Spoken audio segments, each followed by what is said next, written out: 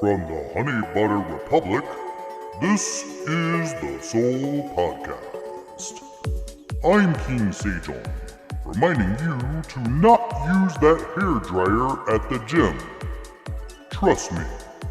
And here's your host, Joe McPherson.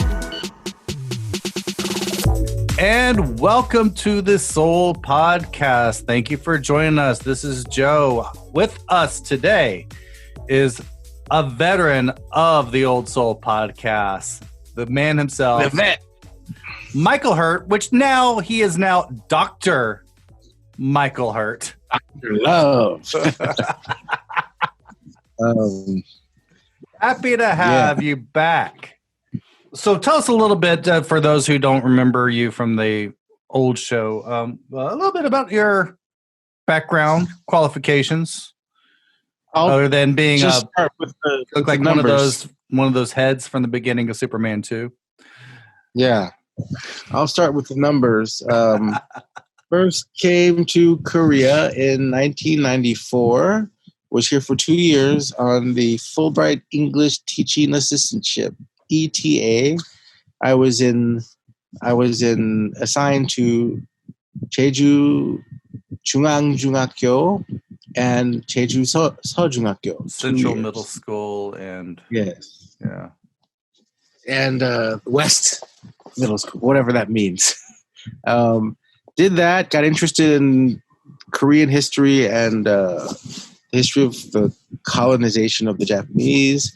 Started reading my students' textbooks. Went to start grad school at the UC Berkeley Comparative Ethnic Studies Department.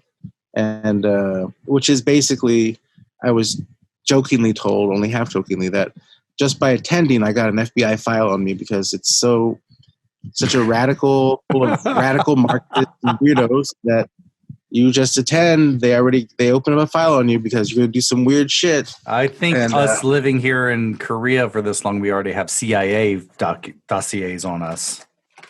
Oh, we got to get the Hallyu version, got the KCIA on us. Oh, man.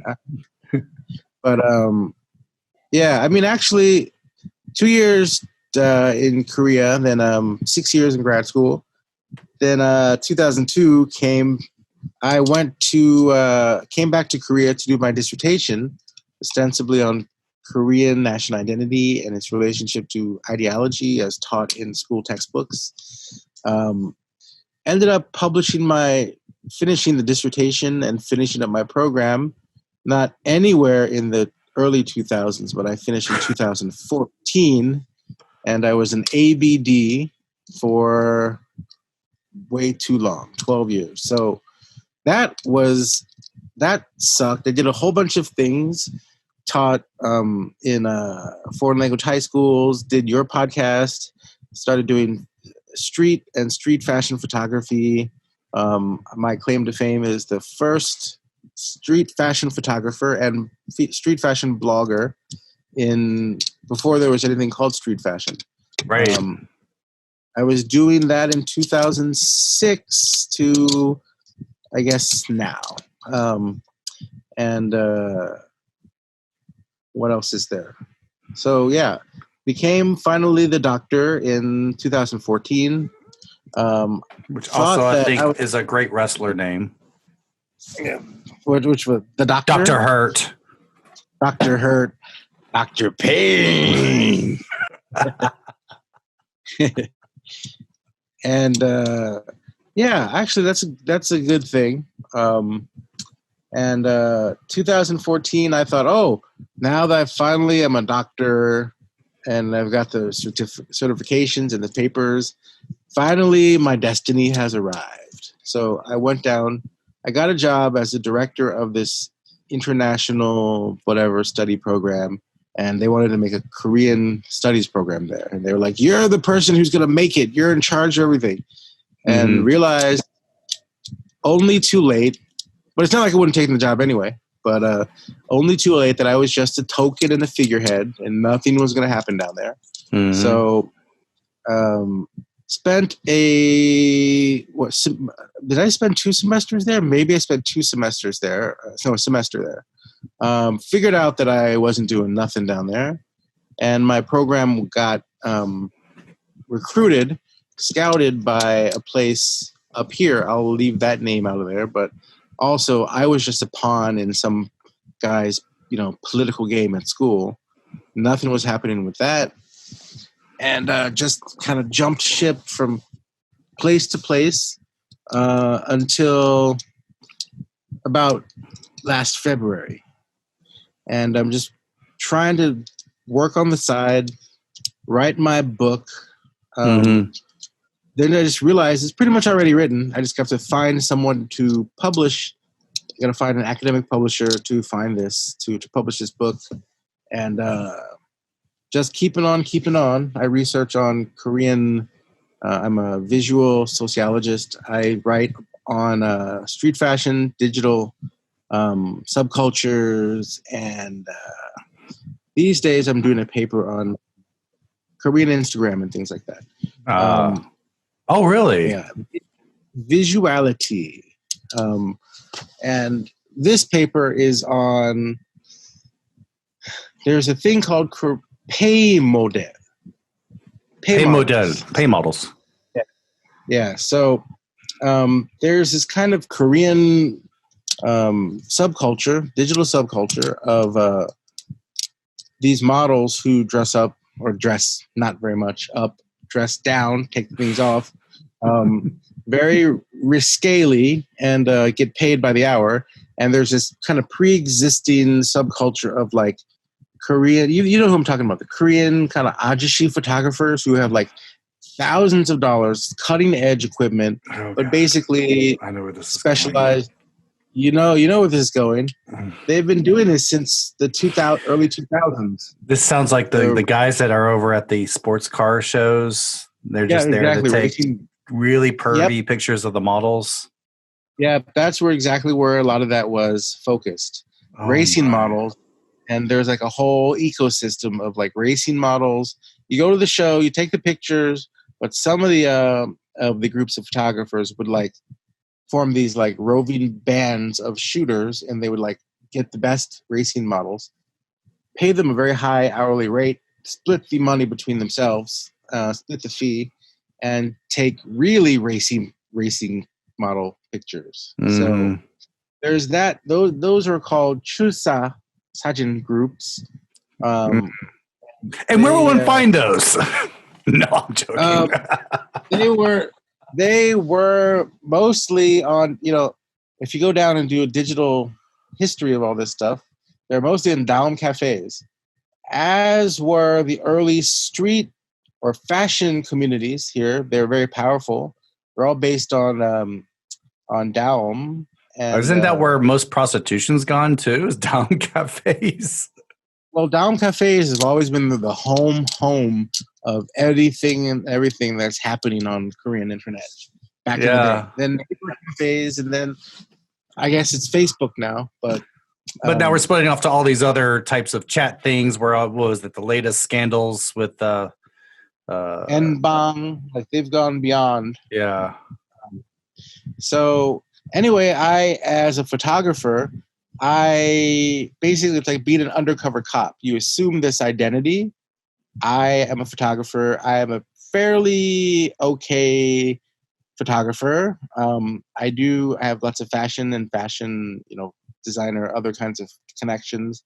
So as long as I can function well, as one of these photographers, but better than those guys, I get access to a lot of the people in that world. I can get the inside information and data that otherwise, why would a pay model talk to me?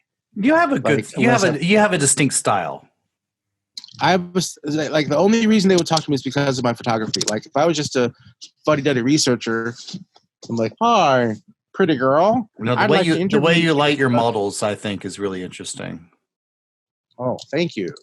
And they think it's interesting. So I work with them. They give me pictures. I give them the pictures. They increase their followings. It helps become part of their marketing.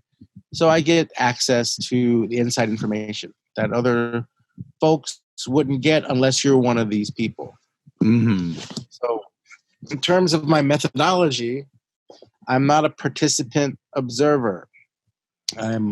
So I don't get I don't subscribe to the fiction that I'm just part of some random community of people.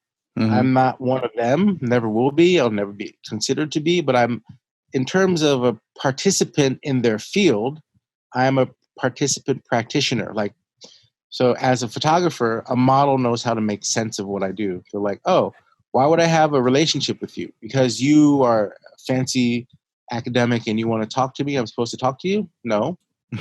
If you give me some pictures, I'll talk to you. So, because you're so damn handsome? No. No reason.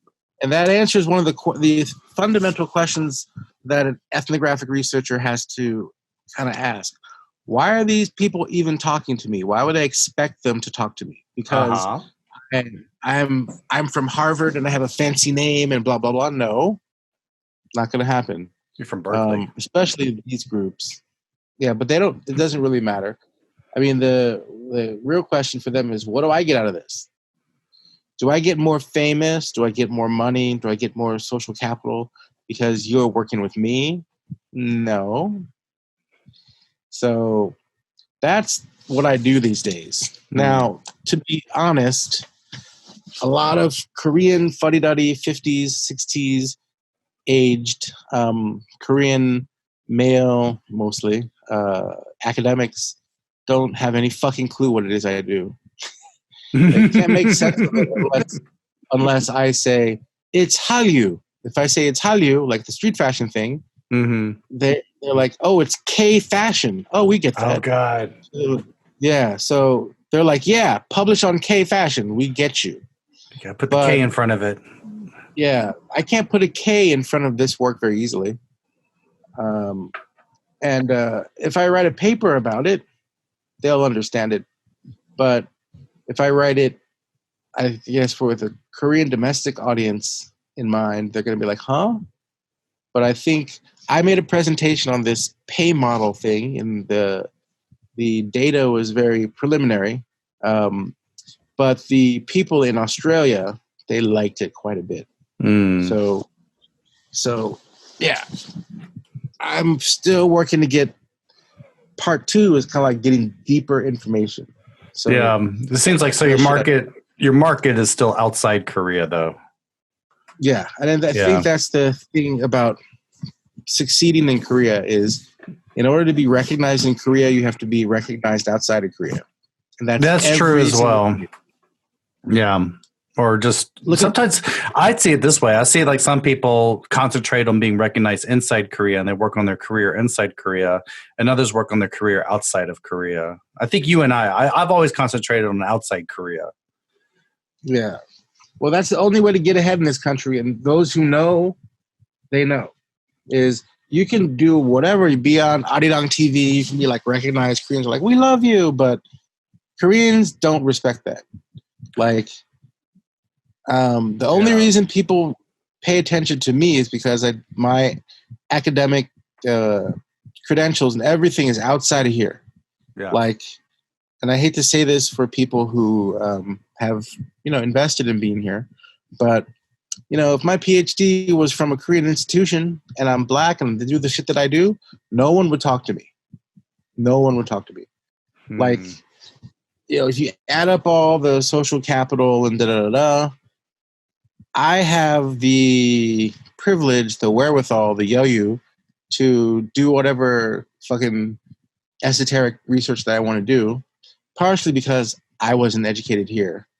In the same way that if you want to get a job at a tip-top university as a Korean person, you want to work at like a university in Seoul, your PhD needs to have come from outside of Korea. There's just no way around that. And he explained that to my daughter because her big goal in life right now is to go to SNU. Well, you might, if you can get her to go outside, that'd be a good thing. And you have American citizenship, right? And she does too. Yeah. So you get that. You get the big financial aid, FAFSA, paper in the sky. Yeah. We all have plans, but Corona kiboshed a lot of our plans. Yeah, it did. Yeah, it did. Yeah. Lots of things. Welcome to 2020, Michael. Yes. We were so smug when it started with our little 2020 Barbara Walters memes and whatnot. Oh yeah. 2020 here, ha ha ha ha. Oh man, It was going to be such a good year. It was. But I thought maybe talk about a perspective. We know what's happening in America right now. And yes, you. So does everybody else. I'm not a person. I'm not one of those guys that lectures. I've just been sitting back listening, even though every now and then, actually, honestly, I've been way more political on Facebook than I usually am. And I try not to be political on Facebook, but I'm political on Twitter, but not Facebook. Twitter It's at kind of the way it King works, Sejong. right? The what? Twitter is a place where you make big statements and that's your brand and all these things. Yeah, you make big statements to strangers. And Facebook, these are people I might actually see again. And so I'm always double checking everything I say because I'm just that type of person. I don't care what other people think. No, I do care what other people think. What is that? Is that Nucci? I don't think that's Nucci. I can never define Nucci. Oh no, that's just being a social human being. Having social intelligence, is that what it is? Social intelligence? Emotional intelligence? Do you have a drink of the week? A what? Do you have a drink of the week? No particular drink. I just drink this this Chung Podo sparkling water, which is like it's like this super grapey grape kind of water taste. Isn't it? But Chung Podo. It's not white grape though. No. It's just like it tastes like the grapes you use to make wine with. So it's the grapiest of the grapes. Oh, that's interesting. It's a sparkling water, but it's one of those things where it's so good, tastes just like grapes, and it just rolls off your tongue, and just about where it feels like it should start to be sweet. Mm-hmm. It's not sweet. I gotta check this out. It's almost, so it's kind of cool. That's pretty much my drink these days. That sounds pretty good. I'm old and boring. What were we talking about? I think we're going to talk about George Floyd. What's going on in America right now? Well, I'm kind of glad. Well, not that George Floyd happened, but I'm kind of happy, I think, with the way things are going down. And I don't know, but the thing is, I can't be super sure if this is what's even happening because my Facebook makes it look like there's a lot of things, good, outcomes of the righteous anger over his murder. Yeah. But it just might be my friends and my algorithm. Your bubble's looking that way, huh? Yeah. Yeah, my bubble. I don't know what. My bubble's looking that way too. I got a few dissenters in my feeds. It's sort of looking that way. Actually, the ones who were very loud about Mr. Trump have kind of been very quiet right now, except for a few. But the ones that usually have been that way, I have not heard from them. Funny. Even Fox News seems like there's no righteous anger from them, the looting and stuff, as much as there has been in the past. Yeah, you were thinking because in the past we've had looting and everyone's automatically like looting's bad, but even dude, my brother's restaurant got looted, and my brother was like, that was bad for me, but I still support it. I mean, in a way. Well, nobody really hopes that anybody's property, hard work will be destroyed. Yeah. Then again, I think there is a bigger sense. It's not 1992 where people are like, looters are bad. Look at those looters. Or, like in Katrina, they were like, black people are looting. Yeah. Americans have to survive. White Americans have to survive. There's some sense of nuance in this whole thing. even with the reactions to Floyd and the murder and the video, which I chose not to watch. I've not. I can't watch those. Yeah. Yeah. So I watched. I've seen screenshots in the news reports with. I mean, I've seen short snippets, but I haven't watched like from the beginning to the end, the whole thing. I can't. Starting to feel like that affects my mental health. The older I get, the less I can deal with death. I mean, I can't even. It's hard for me to even kill a bug. Now, the one thing I'll tell you this triggered me was the video of a 9-year-old girl that just got maced, and her response to it. I dropped my phone and I curled up and I cried for 5 minutes. And wife was like, "What's going on?" And I was like, I couldn't even talk for 5 minutes. It really just triggered me so badly.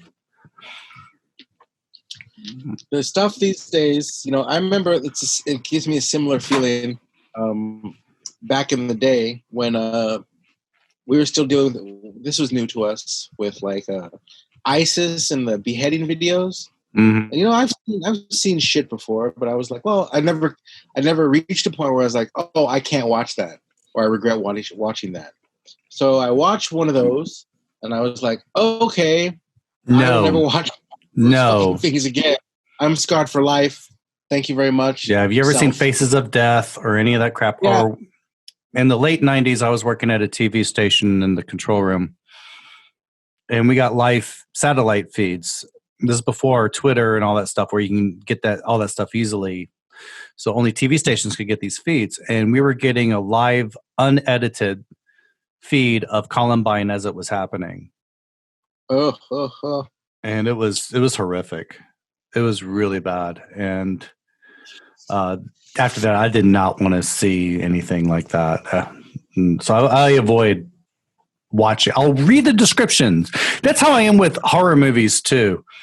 Is I'll read the Wikipedia summary of a horror movie before I see it, so I know what's going to happen. I don't get surprised. I kind of learned my lesson with what was that? The Saw series. The first movie was cool. Like the first movie was kind of all right, but even still, I was like, I mean, the little twist at the end made for like a narrative that you could say, oh, ha ha ha, there's a story.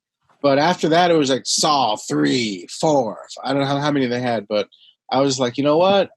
This is just pornography. And I don't think getting used to murder porn is something anybody should be accustomed to. Like, so anyway, that's kind of like why, I don't want to watch I just stopped watching the murders of black men on video because there's too many. It's bad for your mental health. And it's kind of like the exact currency that the murderers have, and they pass it around. It's like, because the lynchings were the first socially mediated, like social media picture sharing, like acts en masse, the postcards and things. Right. A lot of that just comes from small changes to like postal regulations, like when the U.S. Postal Service made a special rate for, the specific size of the postcard. And then Kodak took their Brownie cameras, which were like the point and shoots of their time, and were like, we'll give you a special rate for developing and printing on postcard stock. So that combination made it so that if you took your Brownie camera, for your family barbecue, for the family lynching, printed the picture, and it came out, you could send it around to all your friends and family and share social media, social picture sharing. So and that's where we have lots of records of lynchings as social events. So if you think of Arbery or Floyd as a lynching, I don't want to really participate in the social event. So, I mean, it's important to share those pictures as evidence, but I think there's a mental toll that comes with it too. I don't get my jollies off of watching that. But I just need to know the description. And now I have been watching the police brutality videos. So that's been surprising. That's been surprising. It's like, okay, you're being accused of brutality, you respond with brutality. Yeah. And I think there's an argument to be made, and other people, colleagues of mine, have made it. Other people who are much more lettered and fancier than me are making this very important point, which is, we're watching the worst part, like the unravelings of a slave culture. I mean, if you're a culture that developed, got rich, got rid of, but never really dealt with the fact that your entire culture is based on subjugating human beings in the interest of capital, and you've justified your entire culture, social norms on, well, money talks, whatever. Yeah. People, we got to make money. Capital's the most important thing, and everything else is secondary. Well, that's the kind of thing that you have in this culture. You have a pseudo-Christianity that says you kind of like, prosperity gospel says, you get rich. You deserve it. Calvinist notions. And then the flip side of that is if you don't get rich, you're poor, bad shit happens to you. Well, you fucking deserved it because you're not a good Christian. You're not as saved as I am. You're not justified. Yeah. So, it makes sense that we've developed a corporate culture in which, it's cheaper just to pay the lawsuits out than to actually fix the problem. Like in the old infamous Pinto case and shit like that. That's where we are. I think we've reached the point where go ahead. What's interesting to think, though, maybe sad to think, is do you think any of this would have gotten as big if it wasn't for COVID-19 and a lot of people being unemployed and having the extra time to do this? Well, I think that's one of the reasons we got what we got, right? You've got this. There's so many people talk about history. There's like the people who think that there's a scientific way. You can see social patterns and where things are going to go, trends and ideas, things like that. But then there's also historical accident.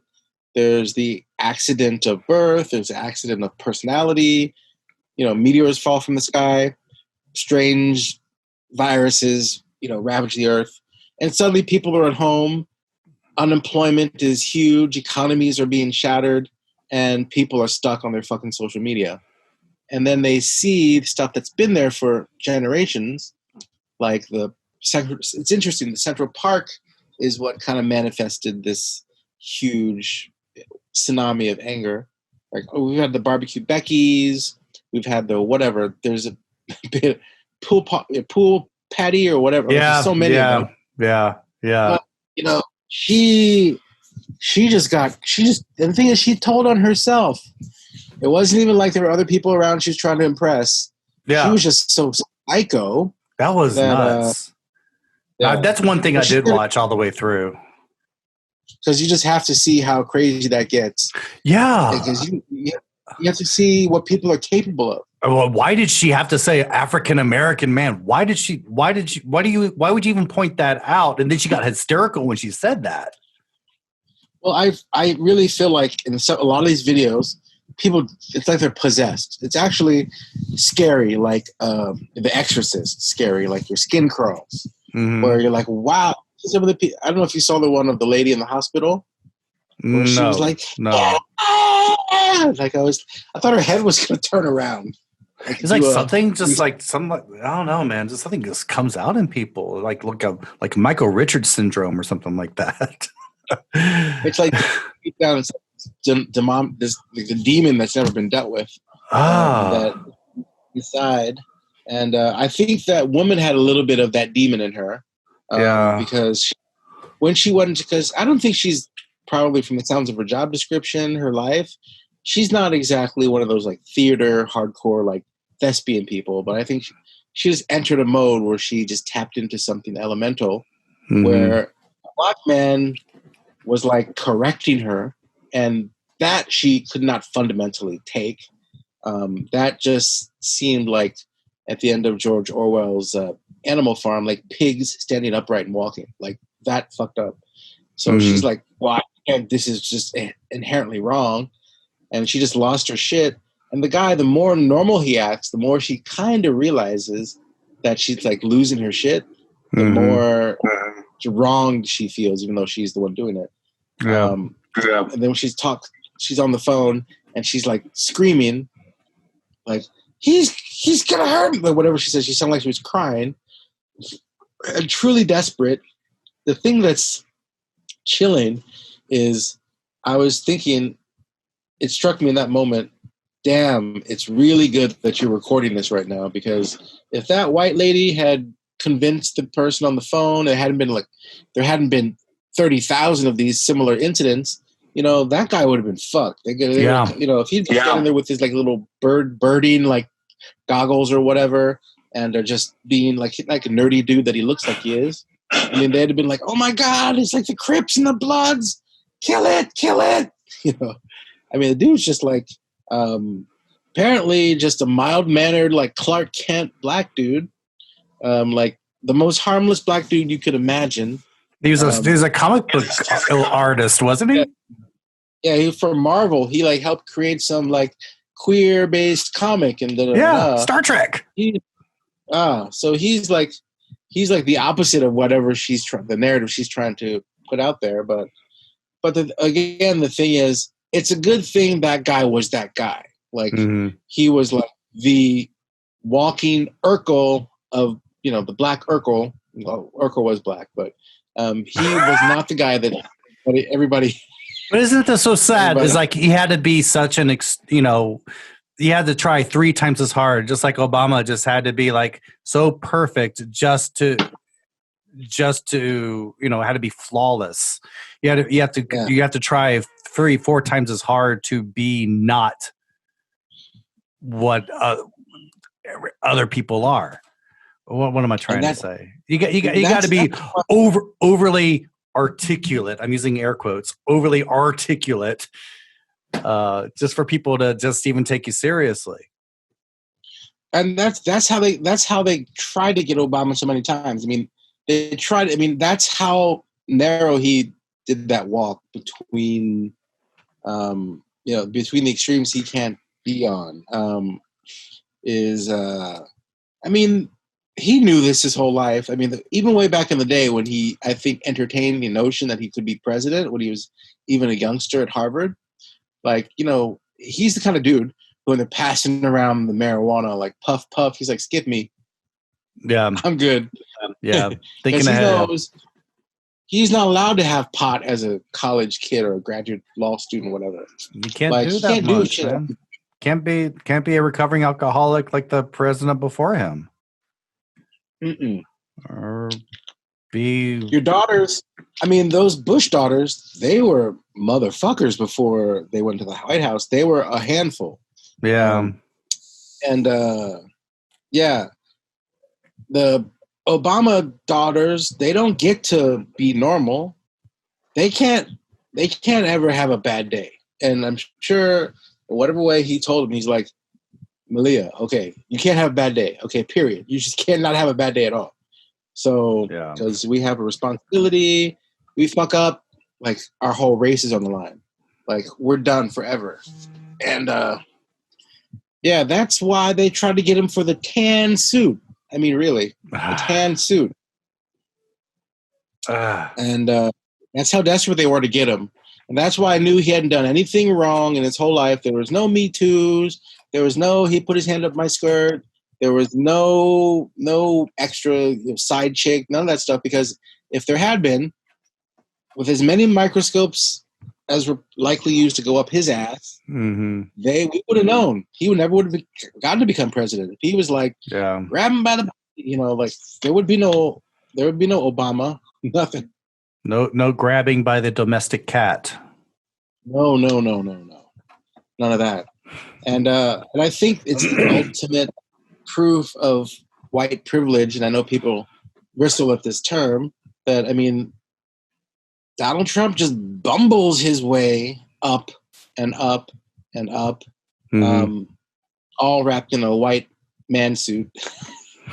And even his presidential run, I mean, he's like this anti-immigrant, whatever, all the things that he talks about. Yeah. I mean, he marries an immigrant who subsequent analysis shows she, at some point in her early career over here, her documents weren't straight, and she was likely in some kind of temporary, whatever. She was technically an illegal immigrant with her documentation was fucked up for some time. So he couldn't have married his own wife by the new rules he was making. Like pretty much, do you think if they went after, because they went after Michelle, called her an ape in heels, they got on her because she exposed her forearm. Yeah. Her sleeveless dress. Sleeveless dress. Oh my God. She wore a sleeveless dress. And this was pointed out. I pointed this out in my feed and I was called a misogynist. I was like, are you reading what I'm putting down? Like, cause I put up this thing. It was a link to her, like, Melania's photo spread. Right. Melania, she's the wife, right? Yeah. I keep forgetting. Melania, Ivanka, she's the current first lady. Yeah. Yeah. Yeah. Like, I get confused. He's too many of them. So, so Melania's photo spread, and it wasn't high quality, wasn't the cover of Vogue, whatever. It was just kind of a cheap, like, it was technically a fashion editorial, and she was mostly nude. It wasn't very tasteful. It just looked cheap and tawdry, more than the exposure itself. It just was bad work. Mm-hmm. And, nobody said a word. All these conservatives who were like, oh my God, she wore a sleeveless dress, about Michelle. That points out quite a bit. You want to talk about double standards? Yeah. Yeah. That's kind of where we got to. And, Corona, yeah, we wouldn't be here if I think partially it wasn't for Corona, but Corona definitely helped out a lot. And in a way, I think America needs this whole 2020 to kind of lay everything out, to cut through the bullshit. It's like lays bare all of America's flaws. I mean, healthcare being one of them, right? Oh, very big one. I knew that was coming. Yeah. I mean, that's one reason I moved to Korea was the healthcare situation. I can't say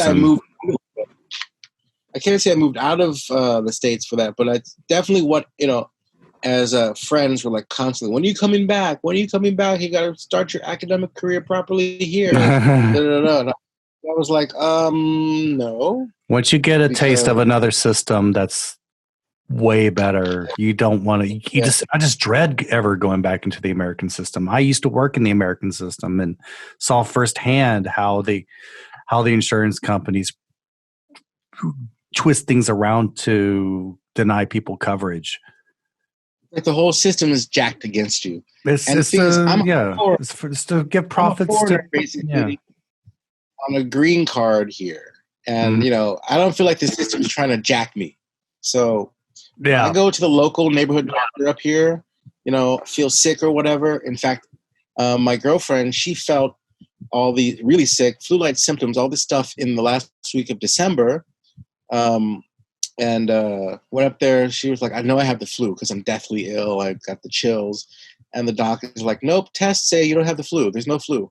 And she's like, I don't know what I got. And then I didn't get that sick, but I got a little bit off her. But I'm pretty sure, I feel like we already have COVID antibodies somehow. You got the COVID? I think maybe before it was floating around before it was a thing. That's the theory in California too. Okay, because it wasn't official until January 20th, wasn't it? Yeah.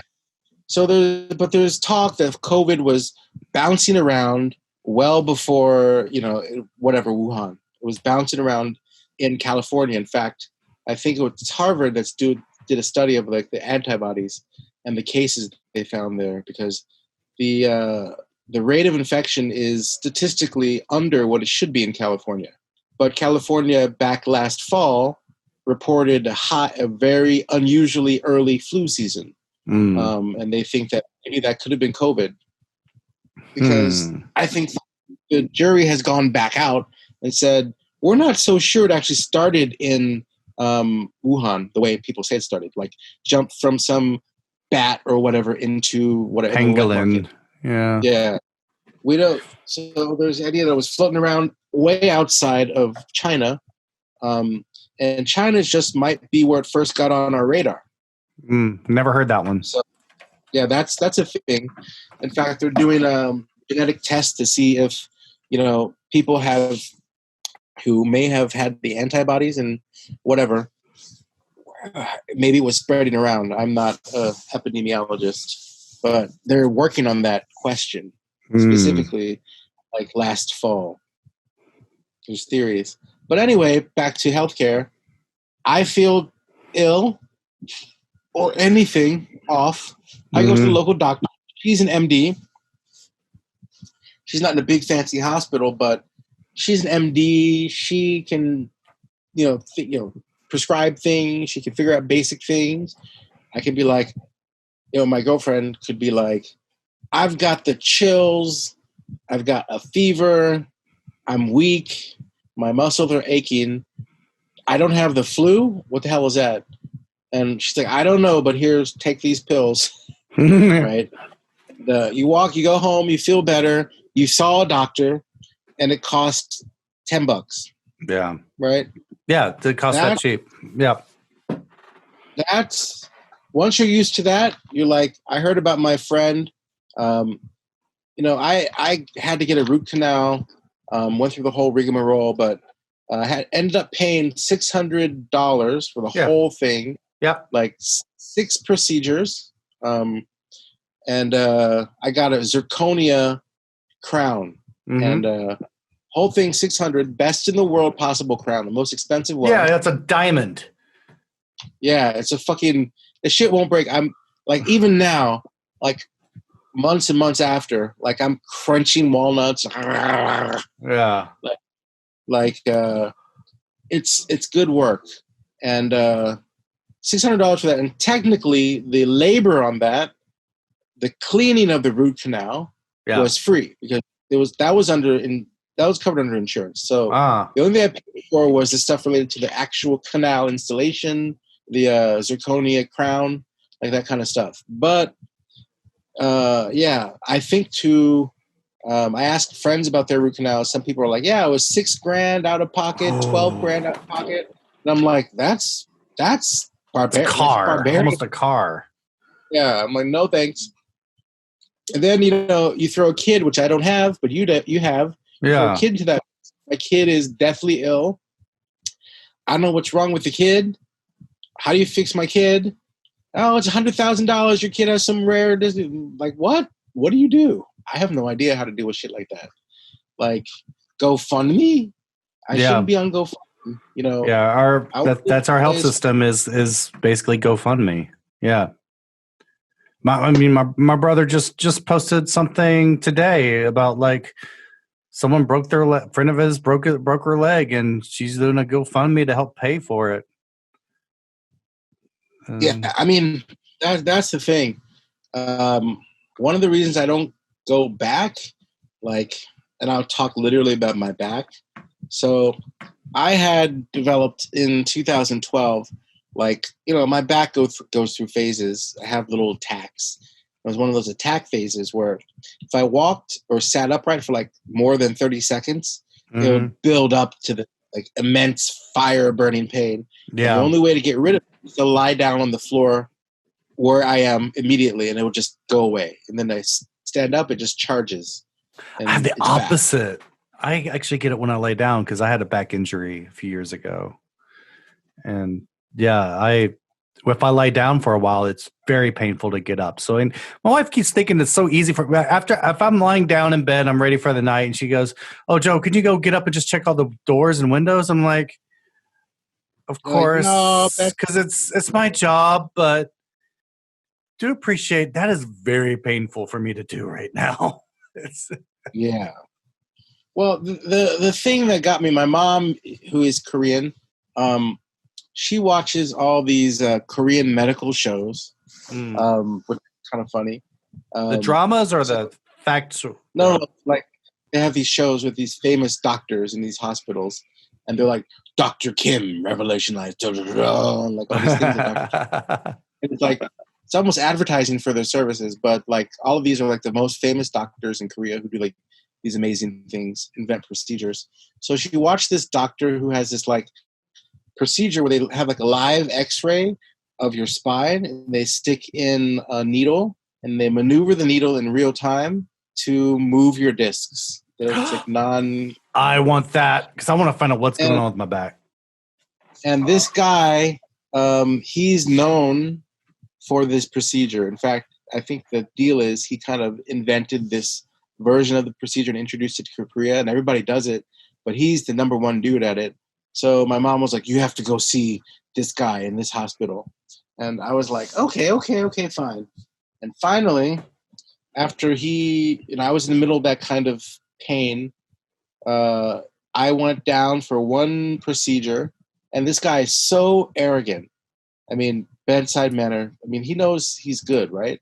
No, he's boy. like, he almost walks in water. If you fix someone's pain like he fixes people's pain, you get to have this kind of arrogance. I mean, dude struts around. He's like, yeah. Like, and I was like, well, is this an invasive procedure? He's like, hey, stop asking questions. I'm the best. You just do what I fucking say. Basically, that's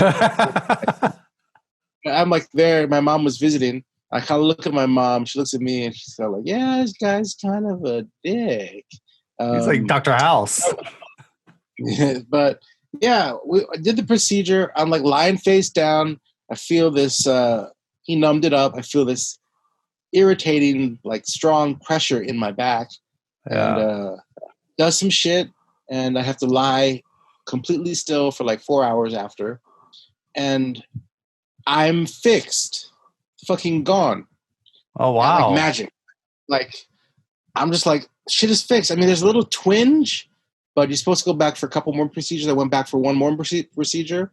And I was like, there's no feeling of nothing down there. It's fixed. It's like I was 18. I paid, if I add it all up, I think the visit to the hospital, because I went to a first tier hospital, second. Anyway, I paid nothing for that visit. I mean, I paid money for it, but in the end, after things were deducted and blah, blah, blah, I didn't pay anything. And for a specialist like that to see at the whatever clinic in the special part of the hospital in the U.S., holy shit, how much would I have paid for that? Yeah, that's only Silicon Valley billionaires can pay for that stuff. Yeah. Yeah. Well, that brings me back around. What have you noticed anything about the attitude in Korea about what's happening with George Floyd? The only thing that I get from people around me are like, what the fuck? Yeah. Like, one, people don't really know why people are freaking out. I mean, this is even before George Floyd. I mean, even looking at America's apparent inability to handle the basics of a pandemic. Yeah. When, the U.S. helped write the rules for some of these things. Korea performed a near perfect job. And, I go to coffee shops and shit, restaurants all the time. I continue to be social. We continue to have some semblance of a normal life in Korea because everything was done properly. So that's one. Koreans are like, I thought America was a developed country. And I'm like, no, I've been telling you. But, and then the riots, and it was like, well, yeah. And they've seen some of the videos. They won't show the full, graphic stuff on Korean television. Yeah. But if you are associated with a foreign friend, you kind of know, you've maybe seen these videos and people are like, what the fuck? Yeah. How can they do that to people? So it's like bewilderment. At the same time, I think there's even further bewilderment that like white people and non-black people are like standing on the front lines. Because, I mean, I had this from my students as well when I was teaching U.S. history. I think Koreans' understandings of politics and having skin in the game is very basic and straightforward. Like, if you feel like it's sort of like, in Korea too, you feel like your rights are trampled upon, you go out, you protest, you express your grievances, and the government hopefully responds. And when I taught civil rights movement to Korean students, a lot of people my students would ask questions. They'd say, wait, we don't get it. Why are there white people like participating in the civil rights movement. Isn't this like a black thing? Like it makes sense to a lot of Koreans watching from afar that yes, blacks are being discriminated against, being screwed over. They're going to fight back. You assert your rights. That's what democracy means. But why are white people helping out? And I think the idea that the treatment of black people is meaningful in America as a symbol, is kind of the metric of justice and how much America is actually living up to its promises, is I think an insult to any person who considers himself American, who considers Americanness properly. And I think that's what Koreans are like, oh, we don't get where the white people or the other people are participating for. That's like a black thing. We get that they're angry. But I think blackness and the treatment of blacks itself being a barometer of justice that's a nice one, the barometer of justice in in America. And I think people feel fundamentally out of whack when that barometer is showing that there's no justice in America. So I think the Korean papers and Korean news is basically channeling the line that they see in the American media. So it tends to be focused on the rioting parts, the violent, right? If it bleeds, it leads parts. I think a lot of people are like, oh, America's burning. And this is a bad time in America. I'm not sure if there's a lot of nuance in the Korean media, but I'm not sure about the media. I'm hearing on chat boards, some people are saying this is proof that multiculturalism is a failed experiment. Well, I think if you want to take it that way, I mean, I think you have a Korean read on that, like multiculturalism, like the mixing of people. It's a sensitive topic in this country. Yeah. Yeah. And I think that, the Japanese right wing has also carried that party line in the past too, where, saying that, well, the reason that Japan works, our economy did well in the 80s, whatever, is we don't have ethnic groups. And that's an erroneous way to look at it, I think, because having ethnic groups doesn't mean it leads to ethnic strife. Having ethnic groups and not discriminating against them can be a way forward. You don't have to have ethnic groups don't react this way if you don't mistreat them. And I think that's basically the American line, which is, well, blacks make trouble, therefore it's good not to have blacks. Or a country with the social equivalent of blacks. That's kind of repeating, I think, the conservative, non-empathetic American party line. You're reminding me of some conversations I've had with certain citizens of Korea. They're saying the old stuff like, well, why can't they just go back to Africa? Things like that. Oh, like the thing is with Korea, the times that I think I've read on some of the boards, Oink, expats in Korea, like God, I'm not. Yeah, stay away from those. Yeah. Basically, you've got birds of a feather. I'm going to say it. This is the breakdown of what the expat community is like. Birds of a feather flock together. Dumb motherfuckers are going to hang out with dumb motherfuckers who are foreigners, who hang out in bars and shit, and are like the bottom feeders of. I call the wall bar guys. Yeah, the wall bar, or depending on the age you came in here, the UN bar, or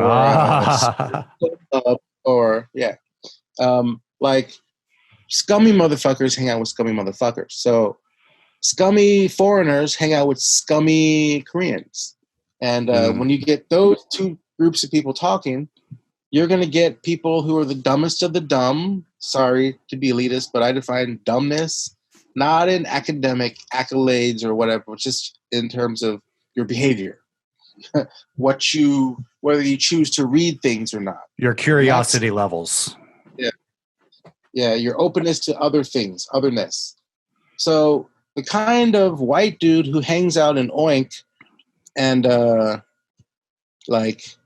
basically is a disgruntled English teacher who who complains about things but never took it upon him, usually himself, to do anything else.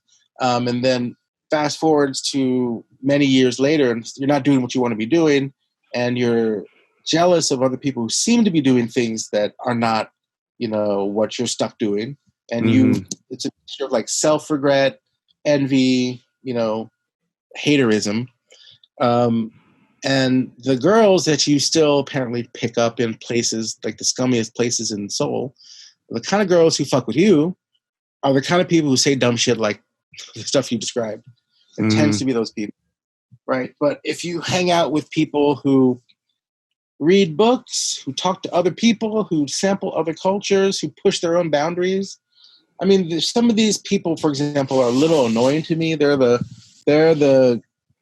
people who, like, let's say 20-something Korean girls who do the trendy thing, which is go to Vietnam. You might go to Saigon instead of going to Da Nang, which is basically like full of hotels for Koreans, and basically haven't left your own country.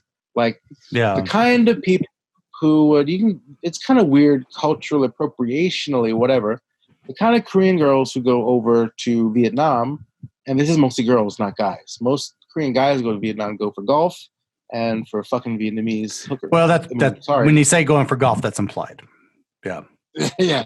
Golf well, trips. You might even bring her with you. I mean, that's a thing. But if you're a acquisitive, open-minded young woman, and that's a thing, Japan had a similar demographic, 20-something, 30-something unmarried women with disposable income who live at home. You go on trips. And Koreans will go to Da Nang, go to the hotels, never leave that whole corridor, and never have seen the actual Vietnam. But they might go to Saigon, they might go to Hanoi, they might wear ao dai walking around. They want to be like what they think Vietnamese people are like. It's really annoying. They'll put on the farmer's hat and the ao dai dress and walk around like a Vietnamese, and it looks pretty fucking stupid, but at least they're trying, right? Yeah. Like, that person might read a newspaper here and now and again, and might be more apt to be like, I saw a thing where there was a letter circulating around in Korean explaining the Black point of view, and I kind of, they sounds like they have a difficult situation. You might not know the specifics, but you might be a little bit more like, yeah, because that letter is floating around. Yeah. There are efforts floating around. It depends on your algorithm, who you associate with in Facebook. I think the people who are reporting what Koreans are saying, it depends on who you're asking. Yeah, so I don't know. I think from Korean people, what did I see somebody on some expat group? Some woman with a Korean name, checked out her Facebook profile, looks like she's like the 20, 30-something-year-old girlfriend of some white dude who was like, all lives matter. All lives matter. I'm like, where did you pick up that bullshit? Oh, like, boy. Yeah, like the Trump talking points. Who's she talking to? That's the real question. But in terms of like formal media, I don't know. I feel like, Korean reporters tend to be lazy. There's a reason that Korean themselves have named Korean-style lazy reporting that of kiregi, like kisa suregi. I think a lot of the lazy reporting just kind of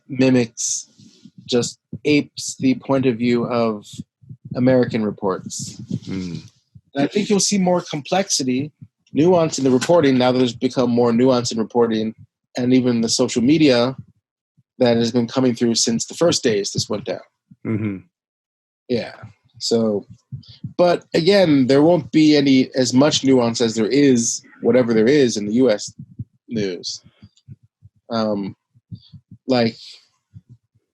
think we also have to think about social media. Like, Koreans are parsing the social media stuff that we're seeing, those videos that we're seeing, even the stuff like the CNN reporter who got arrested while the cameras were rolling. Yeah, that's when I was really starting to really get into this, was when that happened.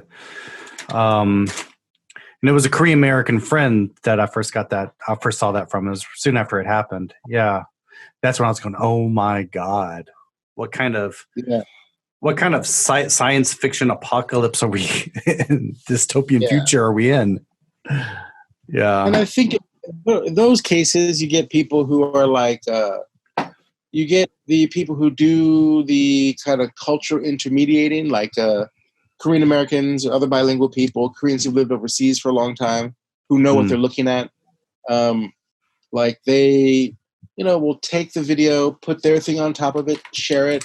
If it's very explanative or it makes a lot of sense to people, it'll get around the Korean internet now. Yeah. Same way that I share something, so it's additive.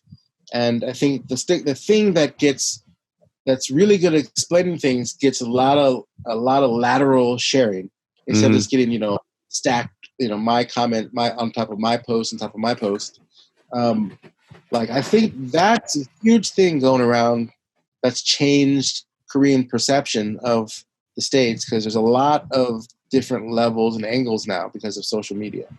And even shit like Netflix, like once we get enough time under this, let some of this get turned into a few hard-hitting Netflix documentaries, which will be translated into Korean with the subtitles, and then it becomes official.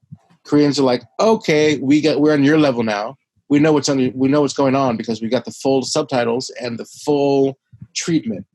That happens, I think, piecemeal with social media sharing, Facebook and the rest, or even like weird, I guess, eddies in the ecosystem, like in that whole flow. There's this quote unquote Instagram quote unquote model named Nikki Park or whatever her name was. She got roasted on Next Shark, which is like Asian related news. Yeah. She was like doing this whole like, I'm sick and tired of the Black Lives Matter. Just we should all just get together. Just repeating all the Trumpian points while being angry and talking way too much.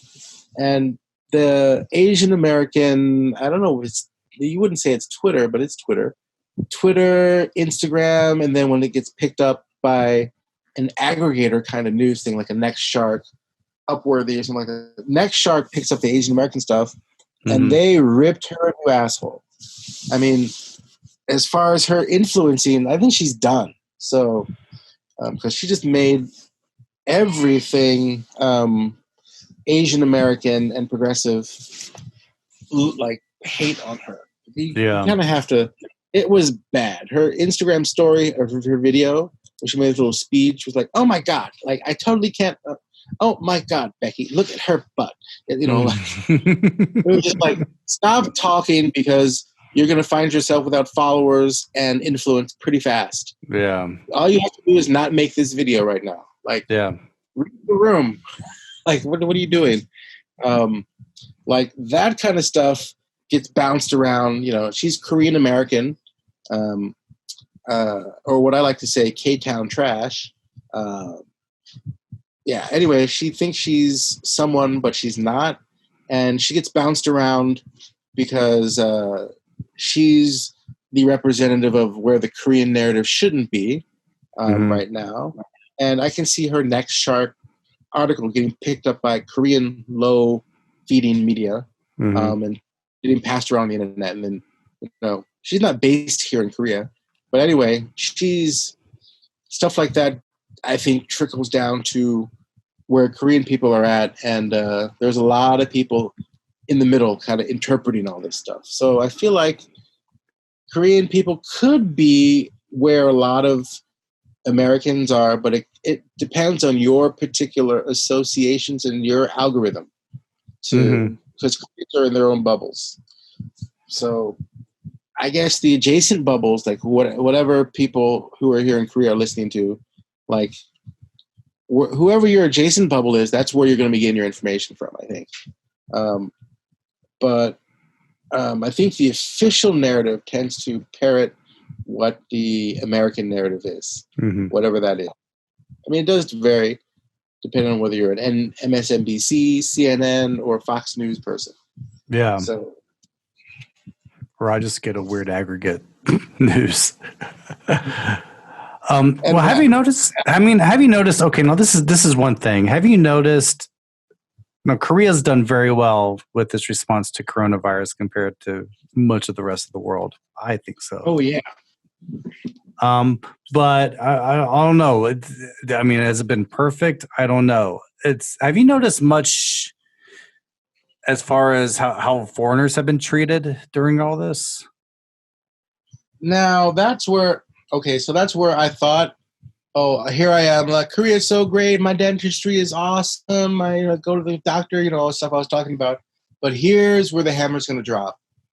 I was thinking when the corona thing was hitting, okay, so any fuckery is going to begin. It's going to start now. And I was completely wrong. My guard was up, thankfully, for no reason.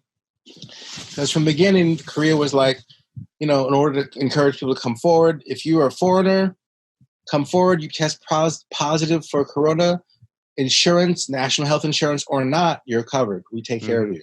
Mm-hmm. Which is smart because Korea just can't even stomach, like fathom the idea.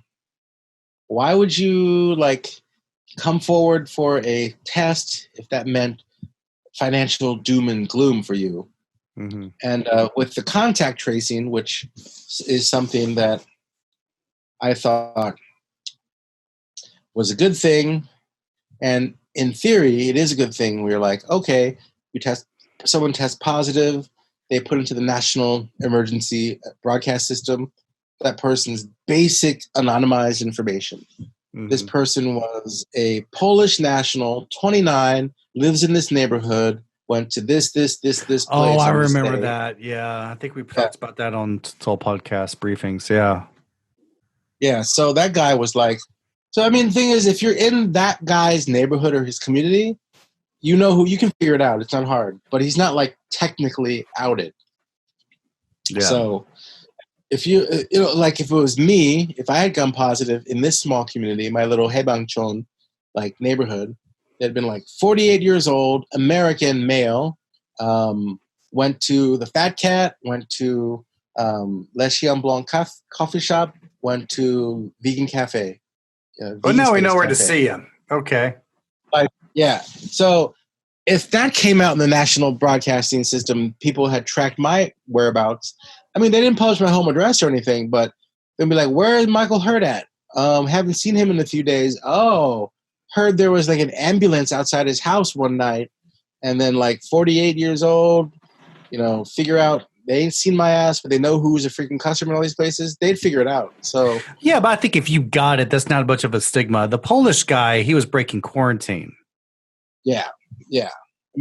Although later on, I got to the point where this outing is creating problems for people who actually are outing their personal behavior, right? Mm-hmm. So, I'm not going to say he's gay because he adamantly asserts that he's not gay. And I'm like, well, anybody that desperate to say they're not gay must be gay. But yeah, he went, this dude went to every gay club on the Hill in rapid fire succession. Yeah. And I'm like, how can you not be gay and be hitting all those gay clubs that bad? You're talking about the Itaewon outbreak guy. Yeah. And I'm like, who supposedly, I still haven't gotten that confirmed. Did he have diarrhea while he was hitting all those clubs? Well, the rumor is, and this is what I realized, is that it wasn't confirmed in the official announcement, but the rumor is that he thought he had symptoms before he went out clubbing. Yeah. And that's just rumors. So. Oh, okay. Because they said something about diarrhea, but they didn't say when the diarrhea started. And it's kind of like, my God, that's a dedicated clubber. Yeah. The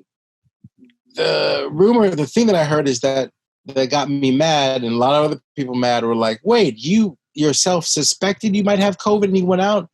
Fuck that guy. That's what got everyone upset. And then it was a Korean national, but of course it made all foreigners pariahs because he went to the foreigner neighborhood. Yeah. In fact, me and my next door neighbor, we were talking about the fact that we're the ones who are vulnerable. It's the Koreans coming in into our gentrifying neighborhoods, eating our fancy foreigner food, coming and bringing coronavirus, we get infected and we're going to get blamed for it. Yeah. That's kind of what happened with the Itaewon guy, because that's he what happened was with the from Itaewon Yongin. outbreak. Yeah. Basically, like, gay or not, foreign or not, that dude was an outsider from that community, and came in. Like, even if you're talking about gay, he's not well-adjusted, out and about kind of gay person. He's just like, I don't even know what what I am. I'm not part of this community. I went to all these clubs. Yeah.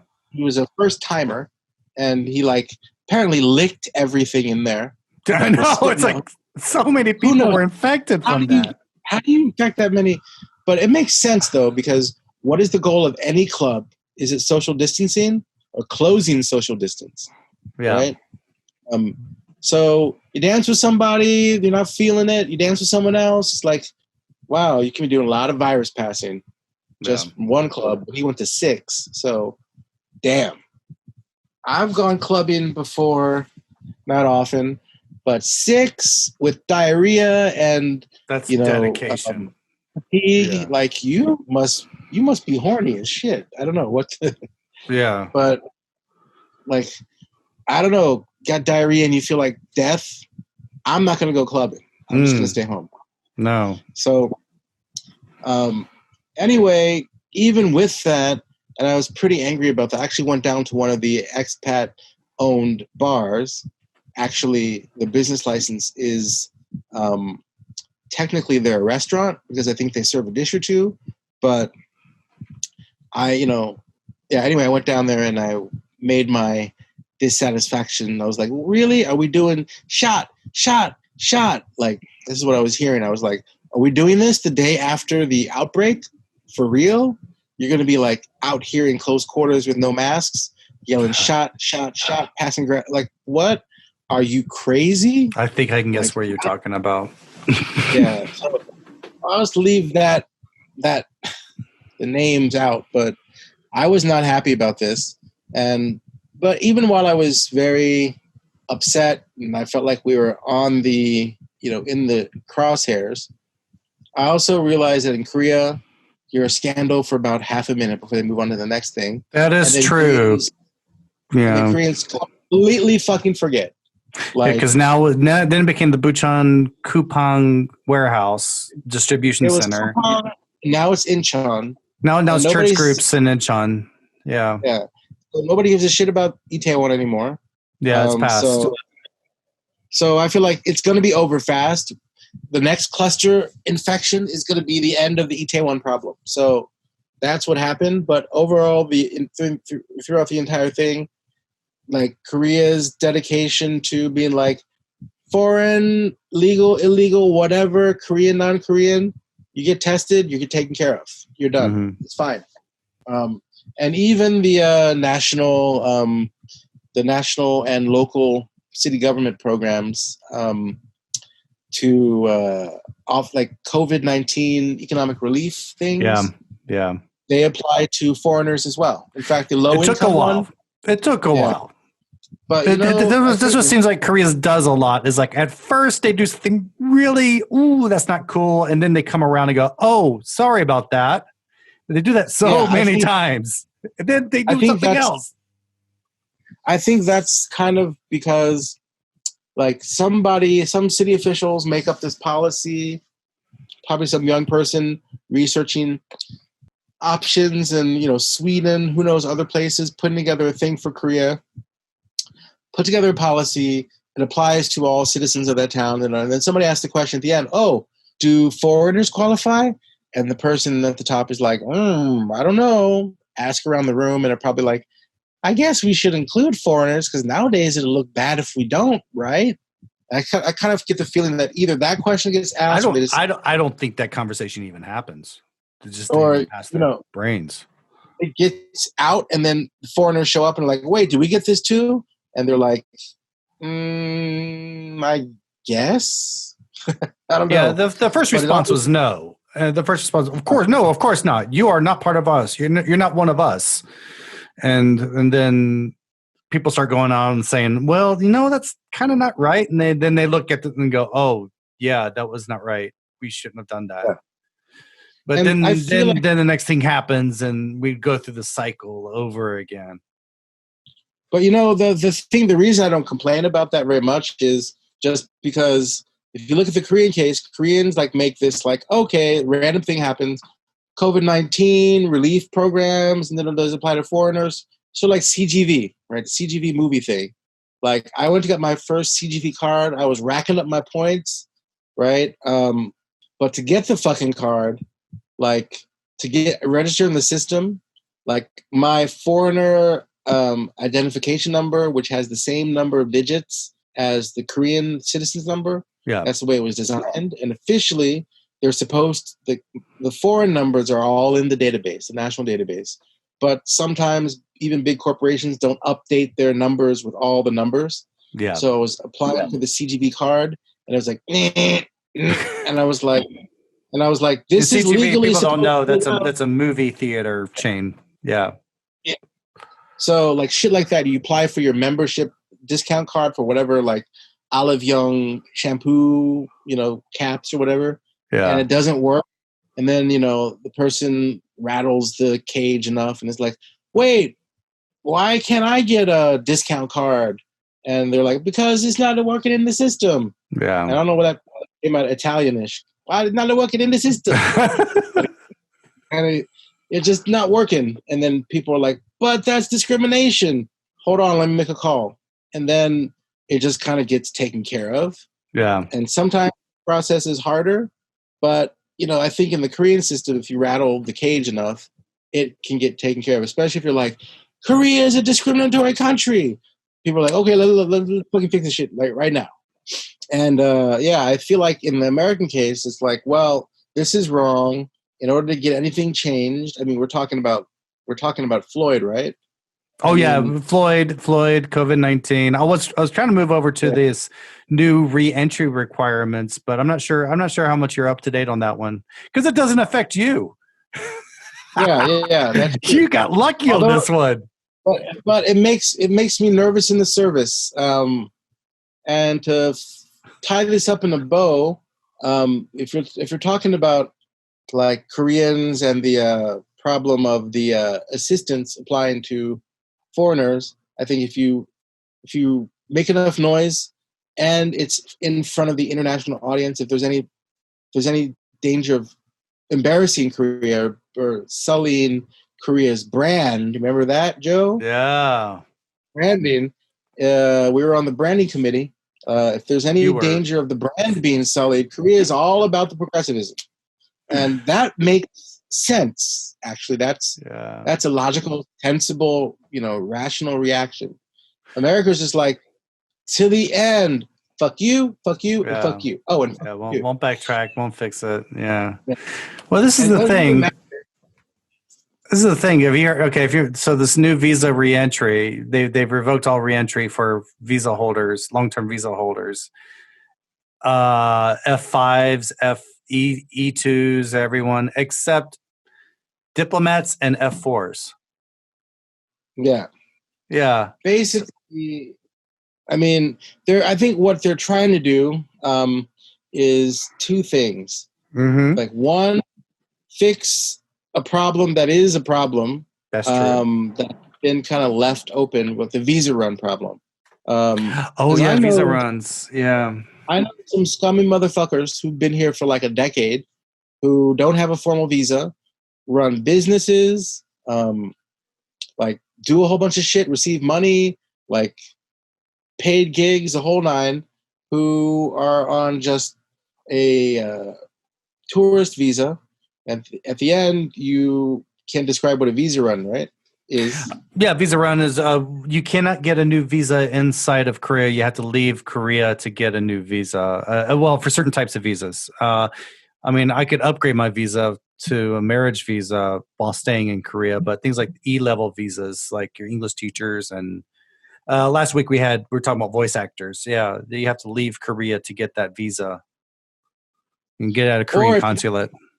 If you have a multiple re-entry visa, like you can, for Americans, 3 months, if you're reaching the end of your 3-month stay, you can go out on a quick trip to the closest country that's not Korea, and then come right back, and your visa you're reset for 3 months. Yeah, as long as you do every 3 months.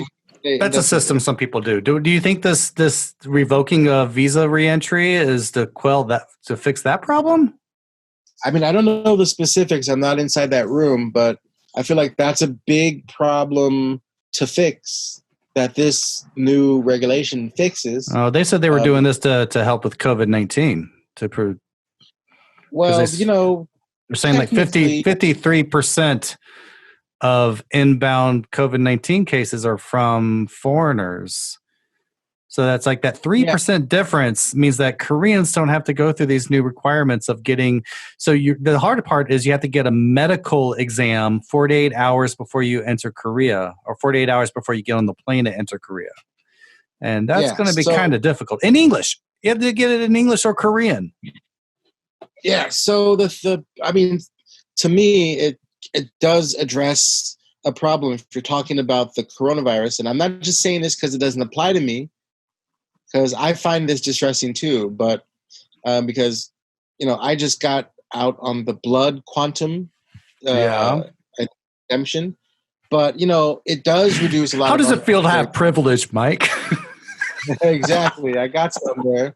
But I think it does reduce unnecessary travel to other countries. It does. It does. But see, I might be having a gig soon where I will be required to go on business trips. And that's the thing that you got to thank the Germans from what I understand. Yeah, the German Chamber of Commerce was actually was going against this. They're questioning this. Yeah. And when bright and squeaky people from bright and squeaky countries, like diplomats from Western European countries, are like, hold the fuck up. You are saying we can't make travel from inside Korea to other countries because we, like business people and people who are like doing shit to gather capital, to do good things for your country, we need to be able to travel to like other countries in Asia. So what the fuck is going on? And I think that's where Korea was like, okay, we can make like you can apply for an exemption, if you're doing something necessary. Yeah. So they've made it so that the burden of proof doesn't have to fall on all the people to do this bullshit medical certificate. But if you're doing actual necessary shit, you can apply a special system. But if you're like, I want to go smoke pot in Cambodia, well, it's probably not going to happen. Yeah, and I get that. I agree with that. Yeah. But it's tough because if someone's going to America, they don't realize it's not like Korea. You can't easily get a medical examination or test before coming. No, you don't have to do a COVID-19 test. You have to go get yourself just a written diagnosis from a medical practitioner. No, and officially it says that they have to be approved by the practitioner has to be approved by the consulate. But in the Q&A, they've kind of relaxed a lot of this stuff. Well, the thing that I think the Korean government can't really fuck with is you don't fuck with money. Like, and if you got people being like, we're going to go do business, we got to go to Japan, we got to go to other countries, Malaysia, to get capital to put into your K-pop shit. And we're like some UK, whatever. Like, there's a reason that you have to be able to make an exception for that. But the other thing is, they're not going to prevent, because the thing is, a lot of the new cases, the overseas cases, were not foreigners, but were Koreans who traveled overseas, were Korean yuhakseng, the Koreans who were studying overseas, who bugged out. Students. Yeah. So, because, all of your shit is online, most of the Koreans bugged out and were like, why am I sitting on my ass in my dorm or bullshit apartment in America when I could be in Korea, take my classes and do. And I think if you really want to clamp down on the problem, what you would do from a purely epidemiological point of view would be like, okay, all overseas study is hereby canceled. Like, you're not going to do that because you're fucking with not just money. No. I mean, the elite, you just said before, the elite has to get their degrees outside Korea. Yeah. Yes. So that kind of travel is obviously okay for study, business, diplomatic reasons. And I think Korean nationals are, out doing shit or even Koreans going on vacation. That's a big part of the economy of countries that Korea has to have good relations with. And Vietnam is what I'm thinking of. Like, you are not going to keep Vietnam's out of Da Nang. Like that's a lot of money. Both countries are Koreans out of getting shut out. Danang. Yeah. You're not gonna keep Koreans out of Danang. Yeah. And that's gonna get reopened first. I think that's where the barometer is.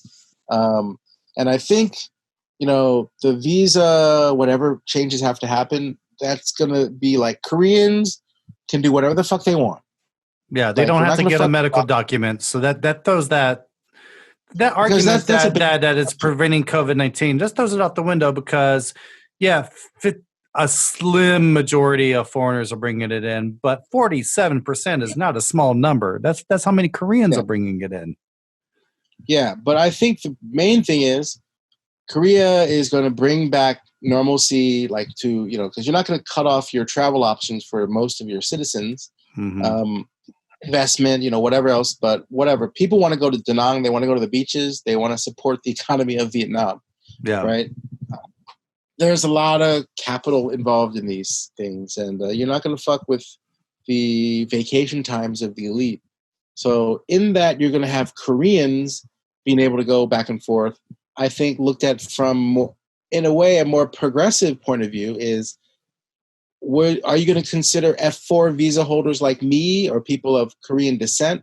Do you throw them in with the Koreans or do you throw them in with the foreigners? Yeah, that's the big question. So this is now, it's blood-based rather than citizen-based? Because I think the national policy is basically we consider ethnic Koreans living in Korea Koreans. We'll throw them into the Korean pile. Unless they smoke pot. Unless, well, the thing is for that, if you held another nationality, you can't necessarily make the laws because, as you know, the laws of Korean laws apply to Koreans no matter where you are in the world. So if you go to Amsterdam and get high on pot and somebody takes a picture and puts it on social media and you're Korean, you go to jail in Korea. Yeah. Because it's been made very clear that what happens in Vegas stays in Korea. Yeah, what happens in Vegas happens in Korea. and I think it becomes complex. You can't. I'm not a Korean national. I'm not holding two passports. But even if I were, to have me beholden to the laws of Korea when I'm not in Korea, I think is kind of a weird precedent to set. Yeah, that's weird. Yeah. So they can't enforce that. But I think in terms of my rights and privileges within Korea, like if you're on the F visa and you're an insider, like the F4, like that's blood-based, they're going to throw you in with the Koreans because if they don't, they're going to get called racist anyway. Yeah, on the other end of things. So it can be seen as cultural chauvinism, or it could just be seen as, in a way, as part of the progressive policy of letting the ethnic Koreans have the same rights and privileges as Korean nationals, which I tend to think, right or wrong, I think that's the way they were thinking. And right or wrong, I think the effort was basically to reduce the number of people abusing the multiple reentry system. Yeah, but man, God bless, help the poor F5 permanent resident who leaves, doesn't get all this stuff done, comes back and has their whole visa revoked, while his wife, spouse and kids are waiting back in Korea, and they're not able to return to their spouse and kids. Well, that's the thing. If you have an F5 visa, I think it's now your responsibility to make sure you go on a trip, make sure all your documents are well taken care of. Don't fuck with it. Do it. So you gotta do it. Like, don't be that exception. Don't be that guy. Oh, I ain't. Because, apparently they're not fucking around right now. So yeah, that's the thing. It's sort of like in the States, because I never had to deal with being an immigrant in the States or a green card holder. No. Like, you don't have room to like fuck shit up. Like, you got your documents and shit have to be straight. Yeah. Like, you can like forget it's tax time, I think, if you're a born American citizen, but if your taxes are fucked up and you're dealing with immigration, that's not probably going to be good for you. Yeah.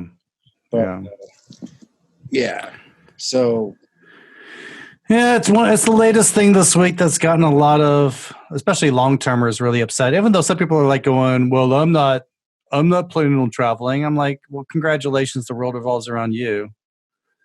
yeah. Well, I mean, I kind of reacted to the whole thing in the way that, and I've been here long enough where I'm just like, yeah, that sounds kind of fucked up, but it'll pass. It'll pass. It'll get messed up. But like, I'm just like, somebody will rattle the things enough so people, the Korean government's like, if a prominent enough person's like, this is fucked up, Korean government will be like, okay, yeah, you got a point. I wish just that they pointed out now, so that in the future they think, well, we were able to do it before. Why can't we do it again? You know, that type of thinking. It's like at what point do you demand that the government stop chiseling at everything?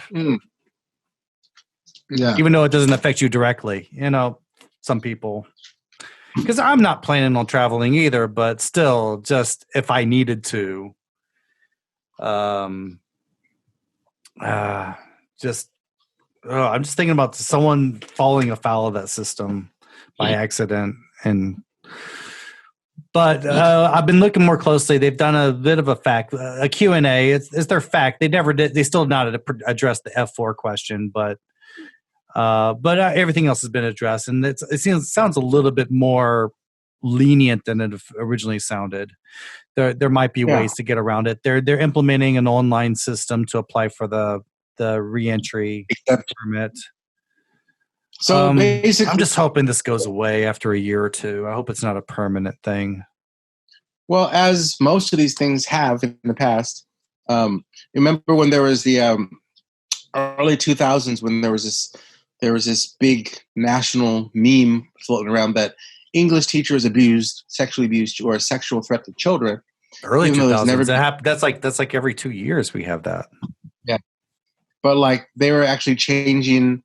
Remember when they changed the policy where, in order to extend your visa, you not only had to leave the country, you had to go back to your home country and have your visa taken care of in a consulate there. You remember that? Oh, that was before my time. That was before my time. Yeah.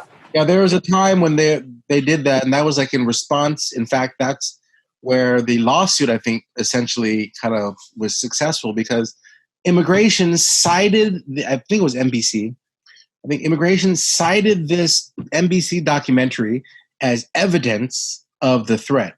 And that documentary was a reenactment of a supposed molestation case that was based off of, if you remember, the English Spectrum.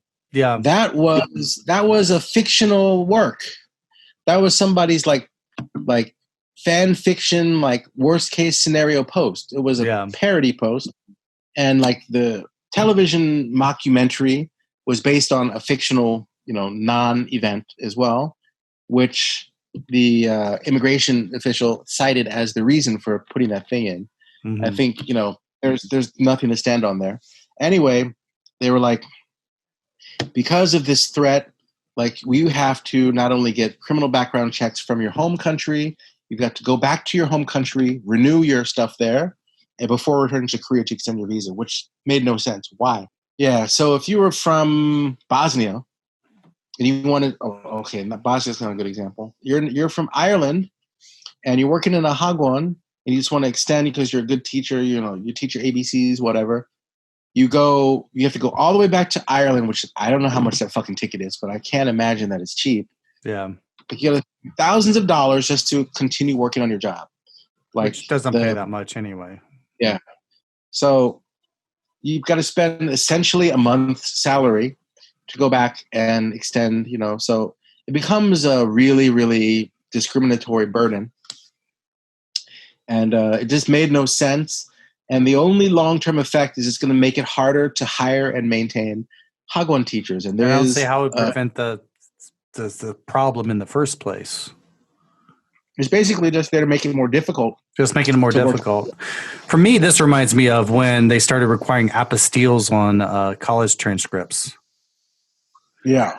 And back then, a lot of governments had no idea what an apostille was. I remember calling my university, and they didn't know what an apostille was. And I was calling the the city the state capitol, the registrar at the state, those guys that are responsible for doing it, and they didn't know what it was. So this is another unnecessary thing because, like, let's say they doubted the authenticity of my PhD. So if you don't think the PhD is real, I've given you a transcript of my coursework at Berkeley. Now, if I have the transcript from Berkeley, graduate school transcripts includes the information from it says your previous undergraduate institution on there. And then since they have my undergraduate, graduate transcripts, they all match up. They refer to one another. Why do you need an apostille? Like, all you have to do is, I will have forged all of these documents. That's a pretty extensive forgery. Someone could say that that's possible. I think it's because no one's going to read those. No one can read. They don't have anyone there who can read those. It's like when they first started doing the whole transcript thing, they made every single one of us go to our immigration office, which for me at the time was far away, and give them all the phone numbers of our colleges to call them, which of course they never called them, but they were just trying to make things a pain in the butt for everyone. Or doing theater. They were just doing theater, trying to make it look like they were doing something. Yeah. Yeah. No, that's what this feels like to me. This feels like another one of those half-assed ways to panic cobbling together of a solution to a problem which hardly, it doesn't exist as big as other problems, but we're not. It's not going to really address the problem in the bigger picture, COVID-19. No, we're not. But we're not a group that has any power, so they can do whatever they want to us, and so they can do it. And the German Chamber of Commerce does something, because I think with the apostille thing, I think the U.S. Chamber of Commerce or not the Chamber of Commerce, but some others international bodies were saying this isn't a good idea. You shouldn't be doing this, and they still went ahead with the apostille thing anyway. Which now we're used to it. Yeah. I do think the new normal is going to include, let's say you look at Vietnam and Korea travel, which is a very active tourism corridor here. Mm-hmm. They want to get that up and going as quickly as humanly possible on both sides. It's a lot of money being lost right now. A lot. And like in several industries, like then you got the airlines flying occasional empty planes between Vietnam and Korea, but who's going unless you're a businessman? I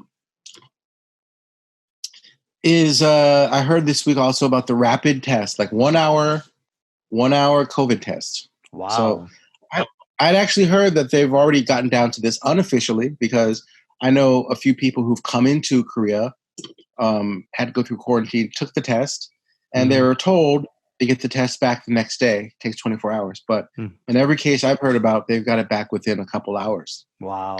And they're just like, okay, you were supposed to be able to go tomorrow, but you can go now. You're clear. So they still got to do 2 weeks of quarantine. No. Now that is required for everyone, and that's a cool thing. No. But I remember before this whole attitude of foreigners dirty, Koreans clean, with the swine flu. We have an old soul podcast. We talked to they brought in this plane of people. They put the foreign English teachers in quarantine, but let the Korean teachers go back home. Yeah. Yeah. I remember that. That made zero sense. Yeah. Well, I was thinking, I just had flashbacks of that time, of that attitude that made no sense. And no apologies for that situation back then. Yeah, I think things are a lot more rational, and I think the occasional missteps of power in Korea generally gets outed in the public eye. And I think that's social media. And I think Koreans have a much more robust sense of fairness now. So yeah. I think before it's like, well, some foreigners got screwed, well, fuck them.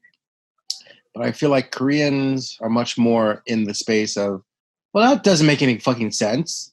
Like, why would you only put foreigners in quarantine? Koreans get fucking diseases too. I think in this case, after they let the girl and her mom from the girl who studied overseas, they took a little trip. Oh, the Jeju people, yeah. And spread that all through Jeju. Jeju people, I lived in Jeju for 2 years.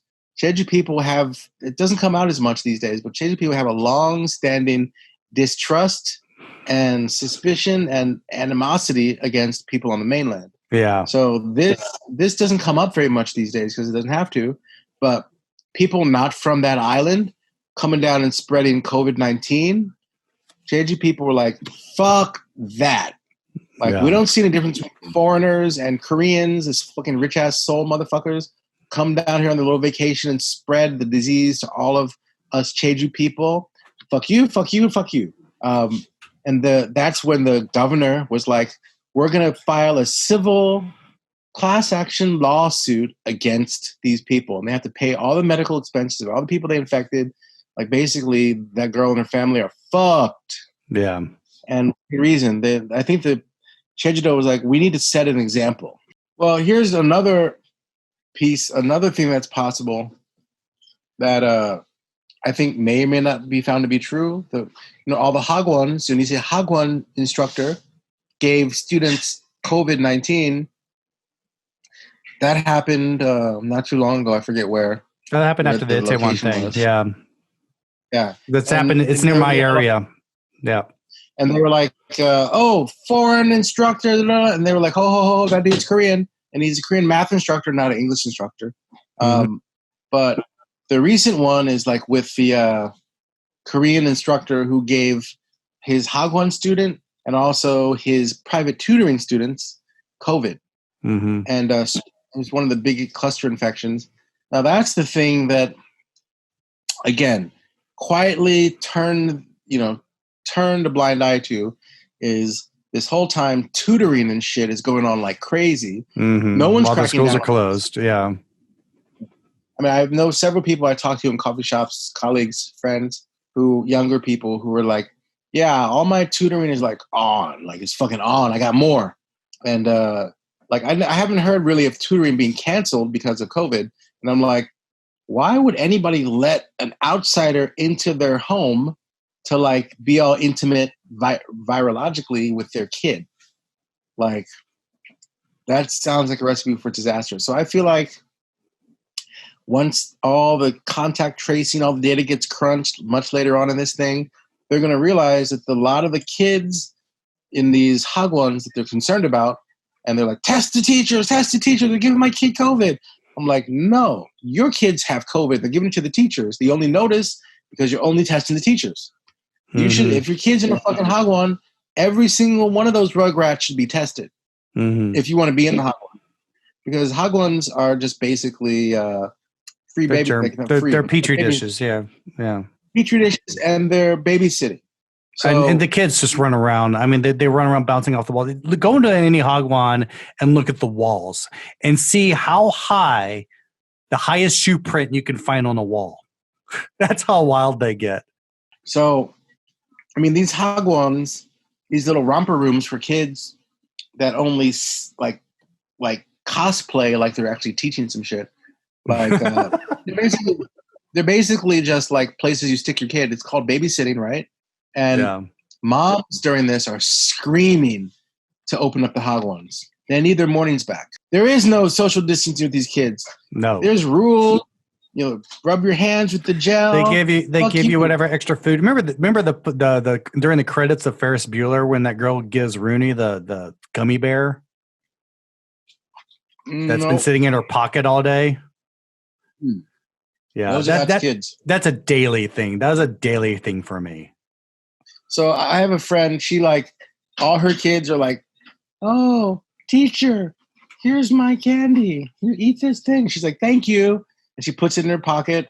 Yeah. And then she got a pocket full of them at the end of the day. She's like, she goes to the bathroom, chucks that shit in the bathroom, in the wastebasket, fucking washes her hands for like, 60 seconds. She's like surgical washing that shit for 5 minutes. Scrubbing. She's like, oh my God. Yeah, they do that all the time. Yeah. Well, Mike, I think we're going to wrap it up here. I think we did pretty well today.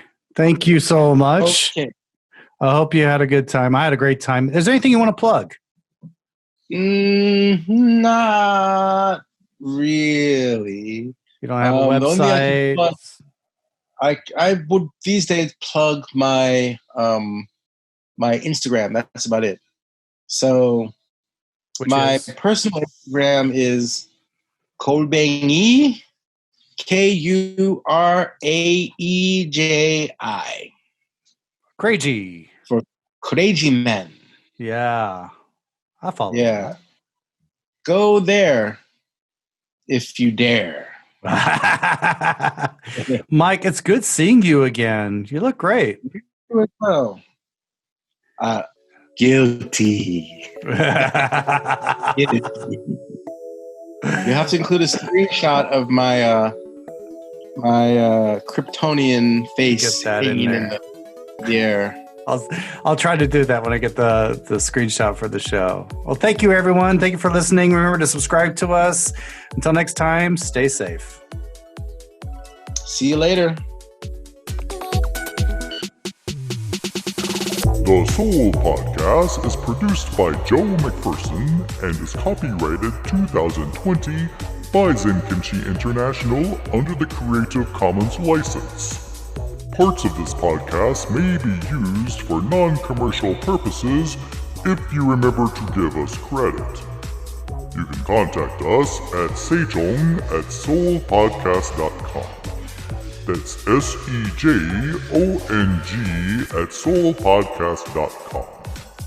For a transcript of this episode, listen to it again and write down what you hear.